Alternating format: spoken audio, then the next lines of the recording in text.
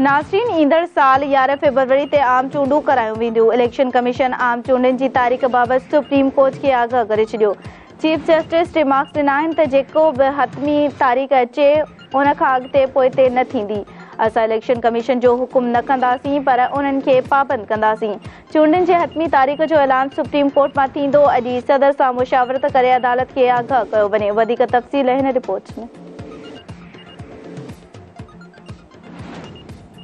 ईंदड़ साल 11 फरवरी ते आम चूंडूं करायूं वेंदियूं। इलेक्शन कमीशन आम चूंडुनि जी तारीख़ बाबति सुप्रीम कोर्ट खे आगाह करे छॾियो। सुप्रीम कोर्ट में 90 ॾींहनि अंदरि चूंडूं कराइण बाबति केस जी ॿुधणी थी। चीफ जस्टिस काज़ी फाइज़ ईसा समेत 3 रुकनी बेंच केस जी ॿुधणी कई। 90 ॾींहनि में चूंडनि बाबति केस जी ॿुधणी दौरान सुप्रीम कोर्ट जे चीफ जस्टिस इलेक्शन कमीशन जे वकील खां पुछाणो कयो त इलेक्शन कमीशन चूंड जी कहिड़ी तारीख़ ॾिनी आहे, जंहिं ते वकील सजेल सवाती ॿुधायो त मुल्क में आम चूंडूं 11 फरवरी ते थींदियूं। हुन ॿुधायो त 29 जनवरी ते तकबंदियुनि समेत समूरा इंतज़ाम मुकमल थी वेंदा ऐं 11 फरवरी ते मुल्क में आम चूंडूं थींदियूं। इलेक्शन कमीशन जे वकील जो चवणो हो त हुन ॿुधायो त 29 जनवरी ते तकबंदियुनि समेत समूरा इंतज़ाम मुकमल थींदा ऐं 11 फरवरी ते मुल्क में आम चूंडूं थींदियूं। वकील तरफ़ां तफ़सीलनि में वधीक ॿुधायो वियो त 3 खां 5 ॾींहं हुतमी फ़रस्तुनि में लॻंदा ऐं 5 दिसंबर ते हुतमी फ़रस्तूं मुकमल थी वेंदियूं। इलेक्शन कमीशन जे वकील चयो त अवाम जी सवलाई लाइ